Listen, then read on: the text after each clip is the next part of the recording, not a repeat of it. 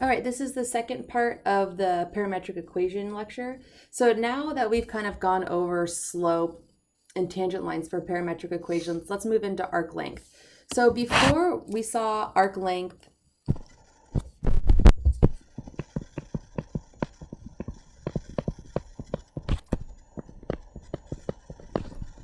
as the integral on a given interval of the square root of 1 plus some function differentiated then squared with respect to x. Right, so this is where x was just our independent variable, and then we had that y was a function of x. This is actually a special case of the parametric equation arc length form that we see here. So maybe you could think about it this way. If x was equal to t, then y would be f of t, right? And so this is kind of just a name change, right? Like call it x, call it t, it doesn't matter. They're still just independent variables, and y depends entirely on what t is. So this would mean that x prime of t would equal 1, and that y prime of t is just f prime of t.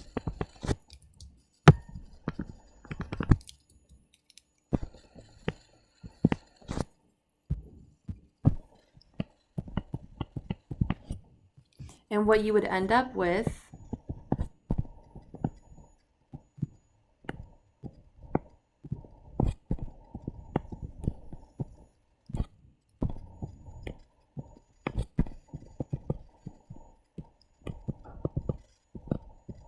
would all shake down to the very same thing. So instead of t, we have x, but 1 squared is still 1.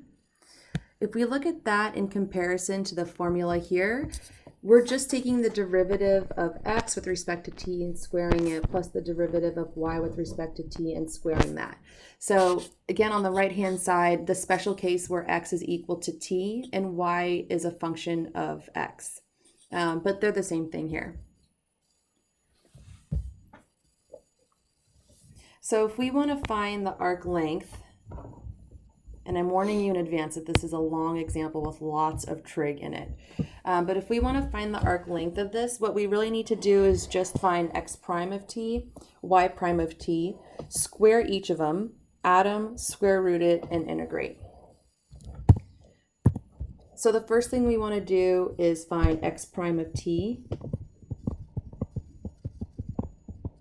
So this is going to be negative 5 sine t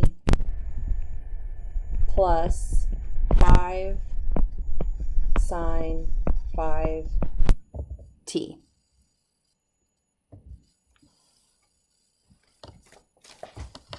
And then similarly, we can go through and we can get the derivative for y prime as well. So for y prime of t, we're going to get 5 cos, we'll get 5 cosine of t minus 5 cosine of 5t. And the next thing that we're going to do is we're going to square them.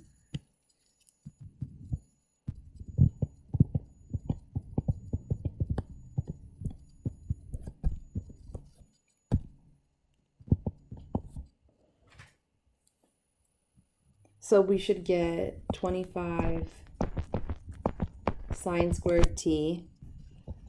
So I'm just squaring the first one, the last one, and then I'll add the mix of the two. 25 sine squared 5t minus 50 sine t times sine 5t. And then for y prime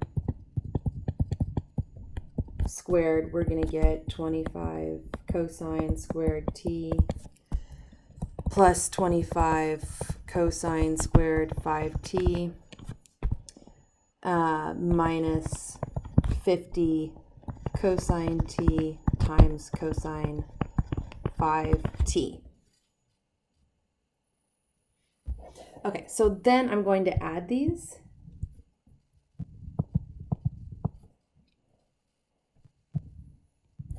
So we'll get that x prime of t squared plus y prime of t squared.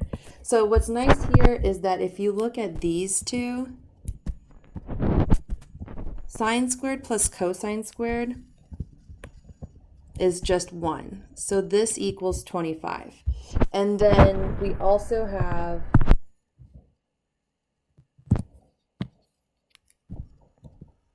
these over here. So again, sine squared plus cosine squared, as long as they have the same angle as the argument, it's still going to equal 1.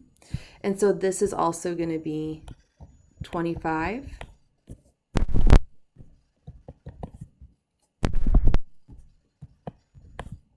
And then we're going to subtract 50, and we'll get sine t times sine of 5t plus cosine t times cosine of 5t.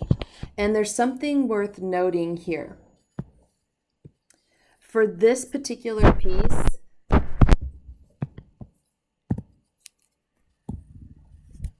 we're going to have to use some trig identities. So we already know that, per our song, cosine alpha plus beta equals cosine alpha cosine beta minus sine alpha sine beta.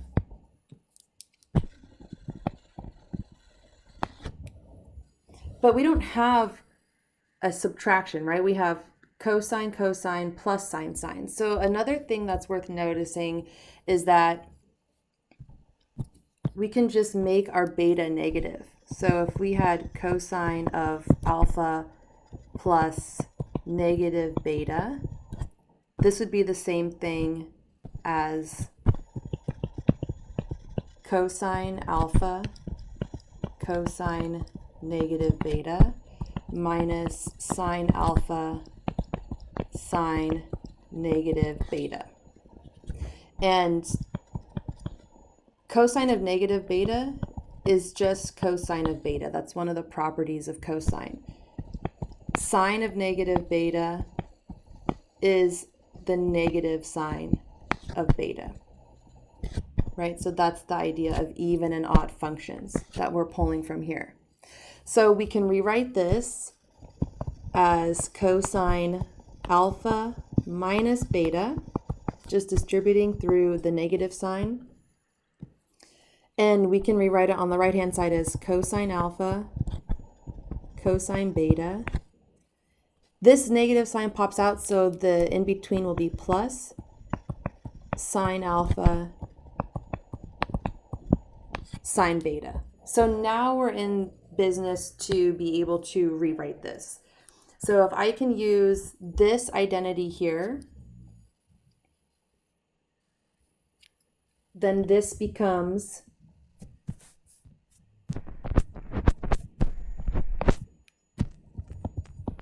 cosine of t minus 5t. Right, so I found a way to combine the arguments with one trigonometric function using our identity over here on the right. So I can rewrite this just simplifying cosine of negative 4t. And again, because cosine of negative alpha equals cosine of alpha, this is still equal to cosine of 4t. So we've really simplified that down a lot. So if I want to go ahead and write my last version of x prime squared plus y prime squared, I would have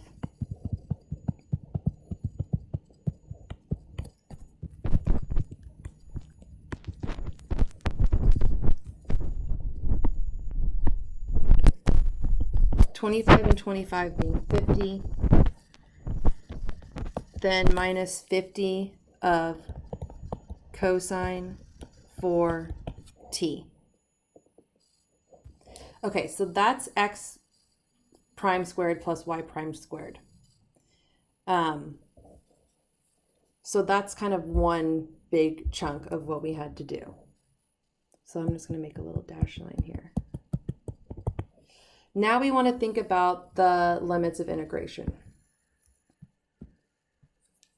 So if we want to find the distance traveled by the point in one complete trip around the larger circle, then what happens here is that from here to here, this path is from t equals 0 to t equals pi over 2. So we're going to have to do that 4 times. And because of these sharp edges, we can't integrate, say from 0 to 2 pi, because you can't integrate over where it's not differentiable because you're taking the integral of the derivative. So we're going to take this 0 to 2 pi, and we're just going to do it 4 times because you can see the symmetry. They each have the same arc length. So if I just take the integral 0 to 2 pi, get my answer, then at the end I can multiply it by 4 to get the complete path. All right, so let's go ahead and do that. So now we're going to say our arc length is 4, right? So this is the number, I'm just going to call them bulbs, times the integral from 0 to pi halves of the square root of x prime squared plus y prime squared with respect to t. So that's the number of bulbs, and this is the arc length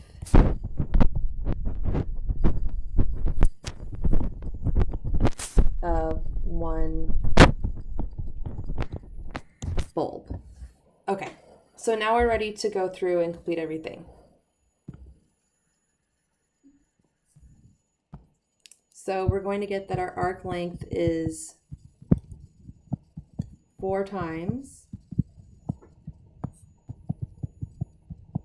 0 to pi halves, and we already know that x prime squared plus y prime squared is 50 minus 50 cosine 4t.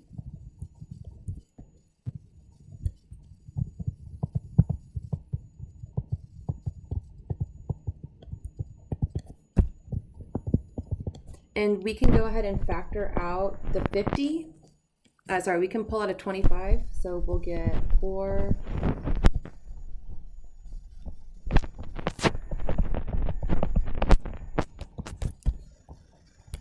So this is going to be, if I do it this way, we should get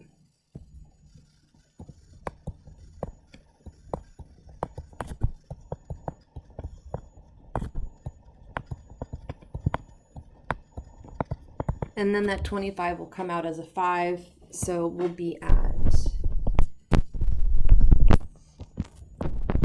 20 times the integral from 0 to pi halves of 2 times 1 minus cosine of 4t dt. And it would appear that we're at another impasse, but let's not forget the half angle formula. So we know that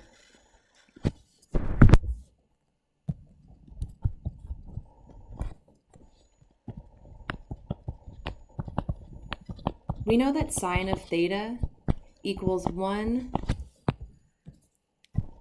minus cosine of 2 theta over 2. So this would imply that sine of 2 theta, right? So if I double this angle, then I would double the angle on the right, is 1 minus cosine of 4 theta, because this is an equation about relating angles. So if I double one angle, then I can double the other and it would still hold.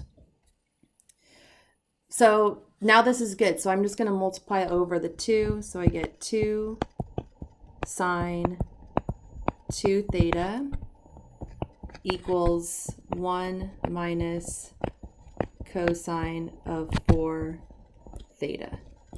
And so I can use this over here.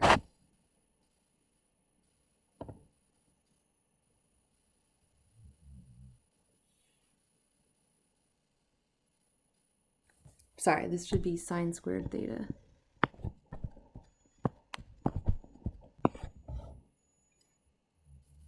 So I can use this over here, and I'm going to get 20 times the integral from 0 to pi halves times of the square root of 2 times 2 sine squared 2 theta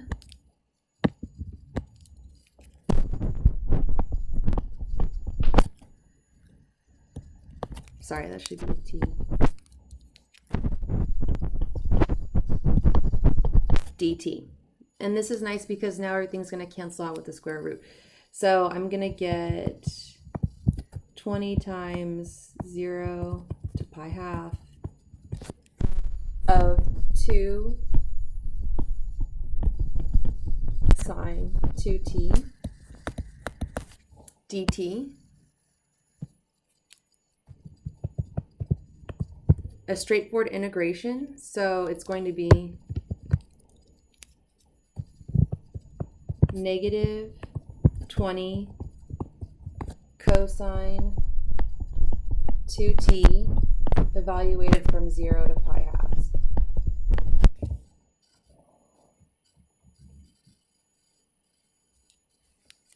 And so we'll get negative 20.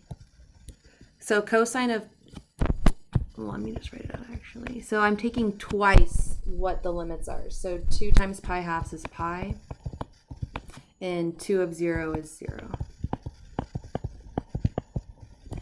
So I'm going to get negative 20 cosine of pi being negative 1, and cosine of 0 being 1.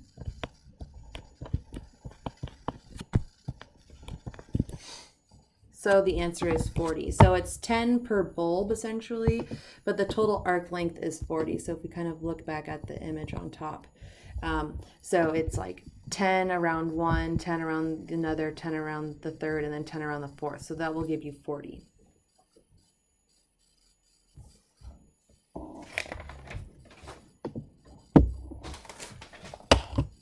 All right, so now I'm going to give an example from the homework. This one's a little bit easier, less trigonometrically involved, but it's the same thing. So find the arc length on the curve of the given interval. It gives you the interval, it gives you x and y. So the first thing we're going to do is we're going to do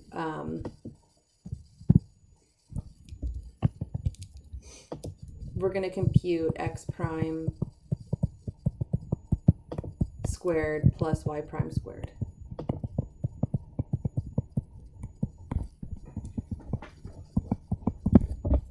So in order to do that, we need our x prime of t.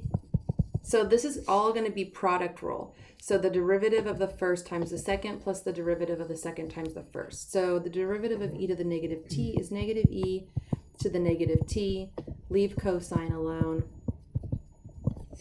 Now add e to the negative t times the derivative of cosine, which is negative sine of t. And so if we simplify this, we'll get negative e to the negative t times cosine of t plus sine of t. Similarly for, similarly for y prime of t, what we're going to get is negative e to the negative t times sine of t. So that's the derivative of the first times the second. Then we're going to add the first times the derivative of the second, which is cosine t.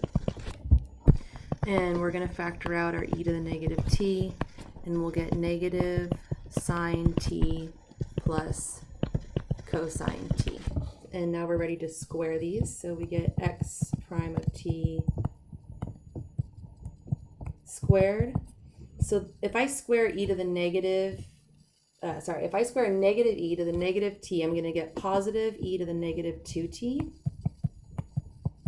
And if I square cosine t plus sine t, I'll get cosine squared t plus 2 sine t cosine t plus sine squared t.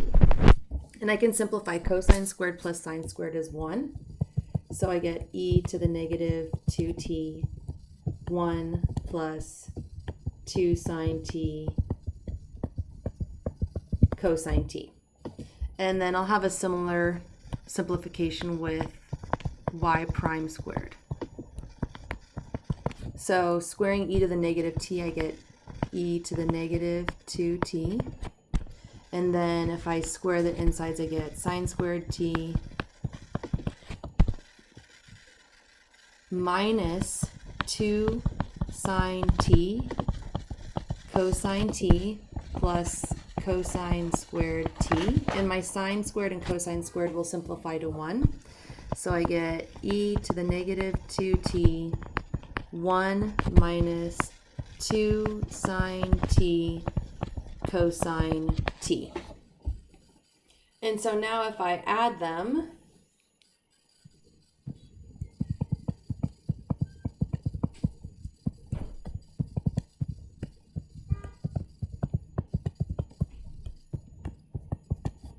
I'm going to get, I can factor out the e to the negative 2t, and then I can just add 1 plus 2 sine t cosine t plus 1 minus 2 sine t cosine t. So we can see that the 2 sine t cosine t, those cancel, and so I'm really just left with e to the negative 2t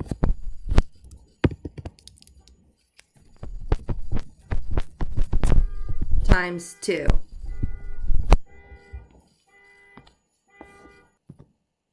And so now that I have the sum of the derivatives squared, I can go ahead and knock out my integration. So the next thing I'm going to do is I'm going to just compute s, right? So using our formula a to b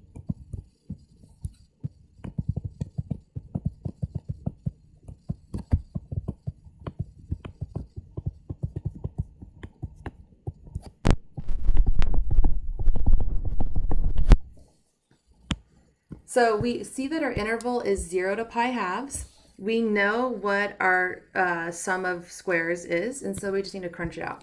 So we're going to get s equals 0 to pi halves of the square root of 2e to the negative 2t dt. And you can simplify this by removing the square root in the following way. So we still have 0 to pi halves. I get root 2 times e to the negative t dt. And this is a really straightforward integration. So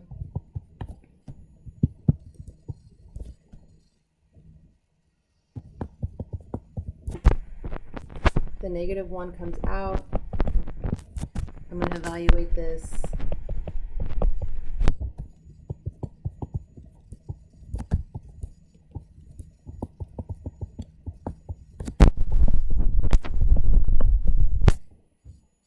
Right, and so all you have to do is put that in your calculator. So you would end up, if you wanted to, you could get an approximation, or you could leave it as e to the negative pi halves minus 1. So that's another example of doing arc length for a parametric curve on a given interval. All right, and so there's one more example left to do, and that's going to be surface of a revolution.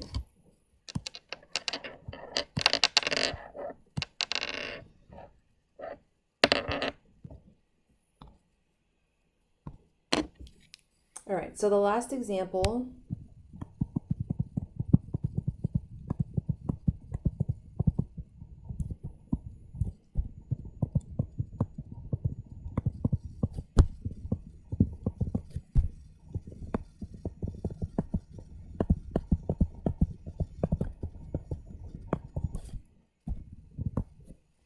so we're going to consider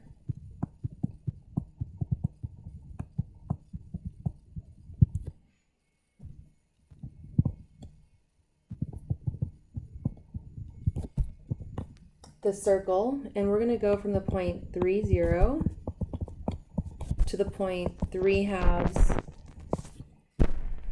to 3 root 3 over 2. And we're going to go about the x axis here. And so if we look at this, it's just a circle. The radius is 3. So here's the point 3, 0. And here's the point 3 halves, 3 root 3 over 2. So if I was thinking about tracing this circle, this angle is pi thirds.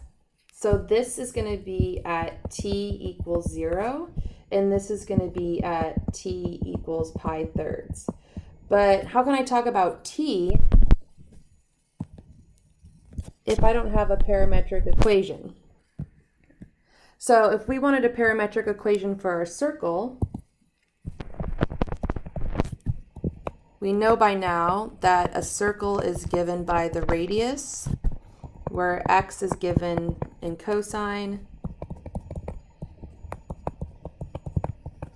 and y is given in sine, right? So this is our parametric equation. We have our interval for t, and then what we're going to do, so I'm going to draw the surface of a revolution. So here's kind of the original circle, right? And then we have our axes, and we're going to go from here to here, and it's going to make like a contact lens, maybe how you could think of it.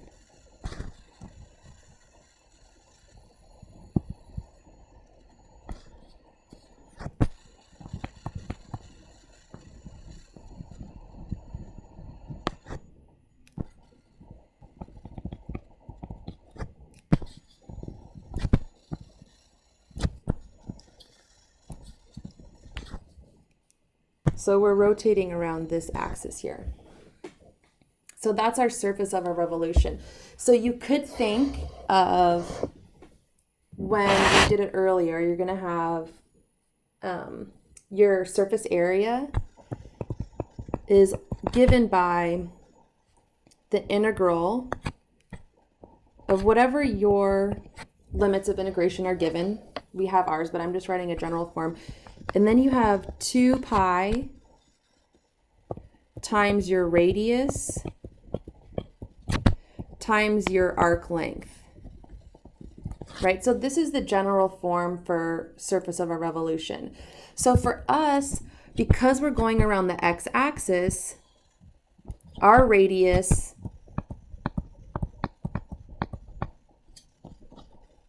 is going to be y of t, right? It's going to be the height.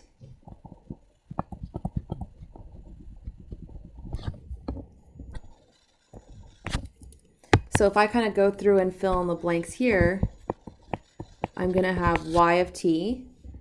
And we know that our arc length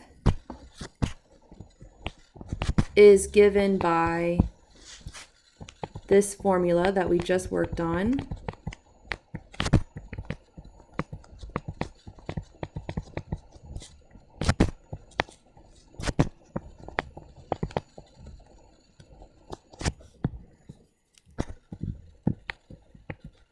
Right, so that's going to give your, excuse me. That's going to give your arc length here.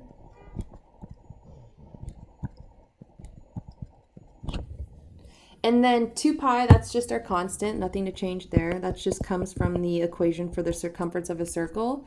And then we're going to go from 0 to pi thirds, right? And that was given earlier when we had to determine our t values. So now we have an idea of how we're going to tackle this problem. So notice that we have y prime, x prime, so we need to go back and figure out those.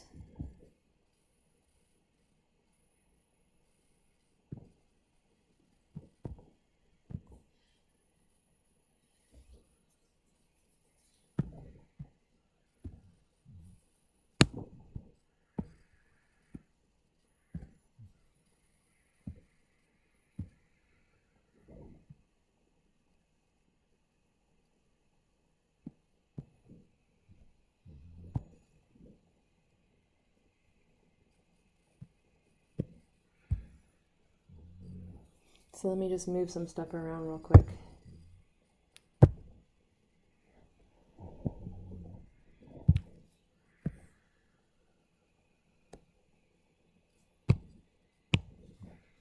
I knew I had it somewhere. Okay, so you can see that we're doing this first one here.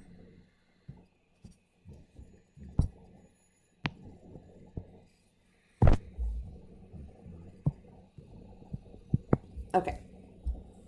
So now what we're going to do is just crank out what each of these things are. So we need to do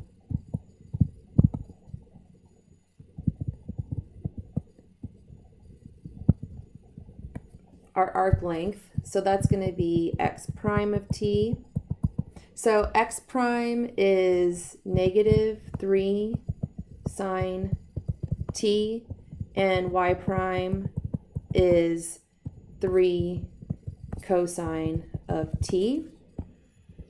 Then we get that x prime of t, if I square that, and then I do the square of y prime of t, then what I'll have is 9 sine squared t plus 9 cosine squared t. And so this just simplifies to 9. So this is good. So this is going to go in that blue spot over here. Okay, so now we have arc length. Now we can put it into the equation.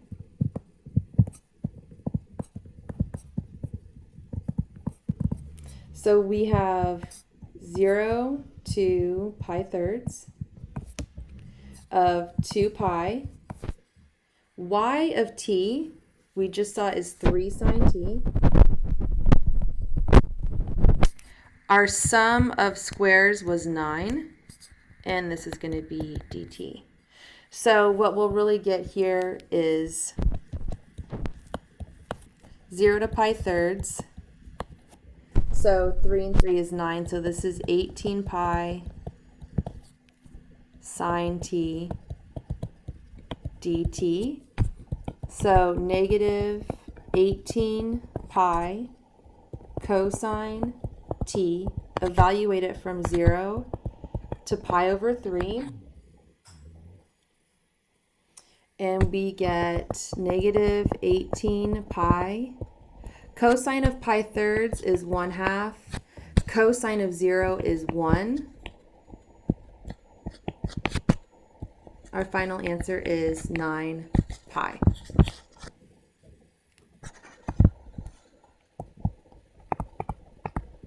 So the surface area of that contact lens that we drew up here at the top is 9 pi.